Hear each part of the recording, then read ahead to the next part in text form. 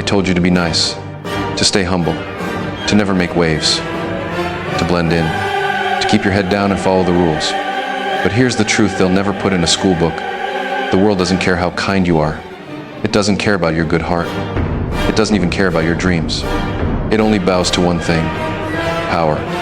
And if you don't have it, you're not just ignored, you're erased.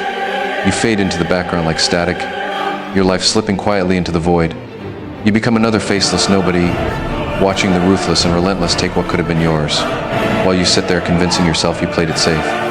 But safe is a coffin. Safe is where ambition goes to rot. Safe is the slow poison that turns lions into sheep. This isn't about being fair. It's not about being liked. It's about becoming such a force of will that the air shifts when you walk into a room, when people feel your presence before they even see you, when your name travels further than your voice ever could. Because in this world, if you're not the one holding the knife, you're the one bleeding out, and no one's coming to stop it. They'll walk over your body, step on your chest, and keep moving like you never existed. So the question is, are you going to stay prey? Another statistic in someone else's victory? Or are you going to become the predator they warned you about in hushed tones? The one they hope they never have to face? You decide, and you decide now. Because every second you hesitate, someone else sharpens their blade. You wake up, same bed, same alarm screaming in your ear, not to wake you, but to drag you into another day you don't even want. You shuffle to the bathroom, and there's the same mirror. But you don't look, because if you do, you'll see it.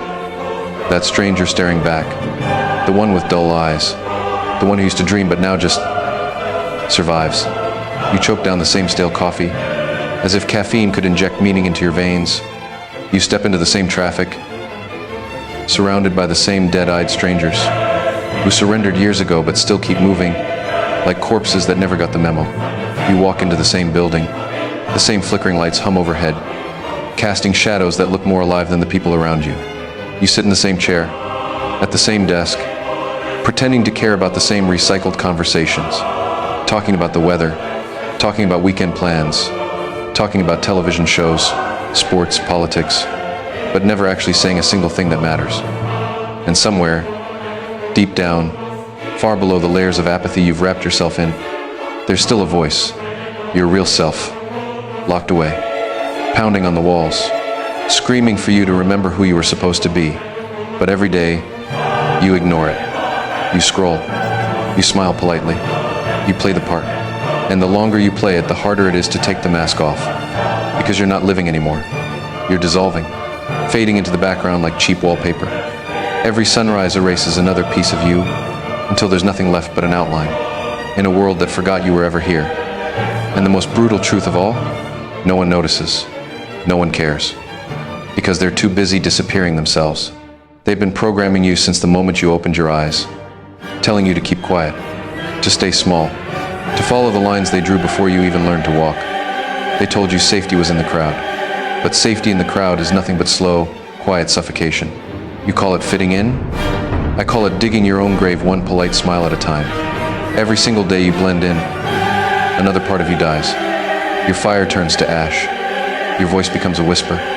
Your mind dulls until it's not even yours anymore, just an echo of everything they fed you. And then one day, you look in the mirror, and you don't see you anymore. You see a product, manufactured, programmed, harmless, a carbon copy of everyone else, built to consume, obey, and disappear without making a sound. That's not living. That's self-erasure. It's suicide in slow motion. And the worst part? The world won't even notice. You'll vanish without a ripple. No one will speak your name. You'll be buried twice, once in the ground, and once in the memories of everyone who never really knew you. But you weren't born for that. You weren't born to blend in, to dim yourself so others feel comfortable. You were born to burn so bright that the whole damn world has no choice but to turn and look. To stand so tall the system can't put a leash on you. To live so loud the silence never dares to return. The question is, are you willing to set yourself on fire for the life you were meant to live? Or will you choke on the smoke of your own wasted potential? Look at the ones who run this world. They are not saints. They are not the smiling, selfless heroes you were brainwashed to worship as a child. They are wolves, dressed in tailored suits, polished shoes, and perfect smiles, just convincing enough to be welcomed into the sheep's pen. They don't stumble through life. Every step they take is a weapon. Every word is calculated. Every glance is a move on the chessboard. They breathe ambition like oxygen. They don't hope for opportunity. They create it, shape it, and choke the life out of anyone standing in the way. They are not the most moral. They are not the kindest. They are the most relentless, the most unshakable, the ones who wake up each day knowing hesitation is just another word for death. They treat every sunrise like a battle cry, every deal like a war, every interaction like it could tip the balance of power in their favor or cost them everything. And here's the part that will burn you inside. They do not care about being understood. They do not slow down to explain themselves to the comfortable. They do not kneel for approval from the weak. They are obsessed to a level you might mistake for madness. But that madness is the same force that forges dynasties while the rest of the world scrolls, sleeps, and wastes away. Their vision consumes them. It devours their fears, their doubts, their distractions, and it leaves only one thing, a machine with a human face. Because they know the truth. In this world, the selfless are erased, and the unapologetic are etched into history. While you hesitate, they move. While you dream, they act. While you wait for permission, they take what they already decided was theirs. And by the time you finally feel ready, you'll be staring at the empire they built, brick by brick, with the pieces of your abandoned dreams. Patrick Bateman? Yeah, he's a monster. But the part they never tell you is that, in this world, monsters eat first. Since the day you could walk, they've been hand-feeding you lies. Be good. Be humble. Be patient. Wait your turn. That's the code they give to the slaves, not the kings. They tell you to work hard for a boss who doesn't know your name. They tell you to be polite while the wolves strip your bones clean. They tell you that if you just keep your head down, one day you'll get a seat at the table. But here's the truth. The table is small. The chairs are fewer. And the only ones sitting there are the ones who had the audacity to take their place by force. The rest, they're on the floor, smiling, clapping, begging for scraps like starving dogs, and calling it gratitude. The ones who survive, the ones who thrive, are the ones who cut through the noise, tear down the walls, and rip opportunity from the hands of those too weak to hold it. Patrick Bateman was a psycho, sure, but he was also proof of a darker truth. This world worships the obsessive. It kneels for the relentless. It rewards the unapologetic. No, you don't have to be him. But you do have to murder the part of you that waits for permission. Because the longer you sit in that cage, the more you convince yourself the cage is home. And the hungrier the monsters outside get. So here's your choice. Stay on your knees, smiling for crumbs, or rise from the dirt, sink your teeth into the kill, and never, ever let go. Because in this world, you're either at the table, or you are the meal. No, you don't need to be a killer. But you damn well better be ready to slaughter the parts of you that keep you small. You need to stalk your weakness like it's prey. Sniff it out. Track it through every shadowed hallway of your mind. Corner it. And end it. Without hesitation. You need to drag every excuse you've ever whispered to yourself out into the blinding light. Rip the mask off. Watch it squirm. And then crush it beneath the weight of truth so heavy it shatters your bones. But rebuilds you stronger. You need to not just bury the weak version of you. You need to burn it. Reduce it to ash so fine that even the wind refuses to carry it. Because that version, the one that feeds on comfort, that kneels for validation, that lives off the crumbs of other people's approval, isn't just holding you back. It's a parasite. It's been feeding on your life since the day you started playing safe. And every day you let it live, it's building a grave for the man or woman you could have been. This isn't about becoming cruel to others. It's about becoming unforgiving with yourself. It's about forging a mind so sharp that doubt bleeds when it touches you. It's about building a spine so unbreakable that the weight of the world feels like a warm-up. Weakness doesn't fight fair. It's patient. It's silent. It waits for you to slip. And the longer you let it breathe, the more it grows, until it wraps around your throat and calls itself normal. So kill it now. Don't give it another sunrise. Drag it to the altar of your future and slit its throat. Because if you don't, it will kill you.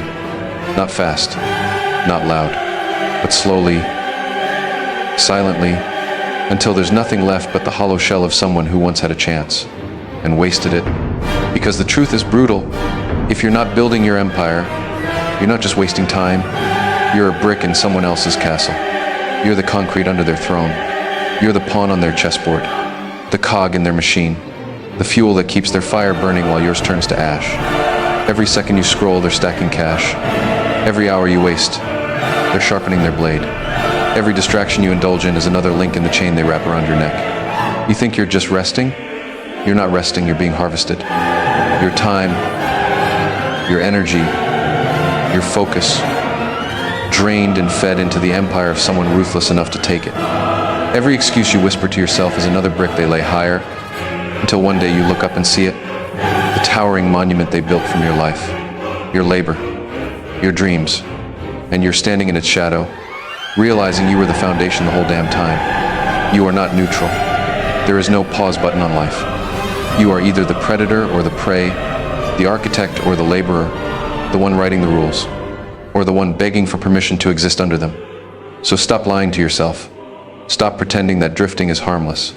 If you're not building your empire, you are the raw material for someone else's cost, and they will strip you for parts, sell your potential to the highest bidder, and leave you with nothing but regret, wondering how you lived an entire life without ever truly living at all.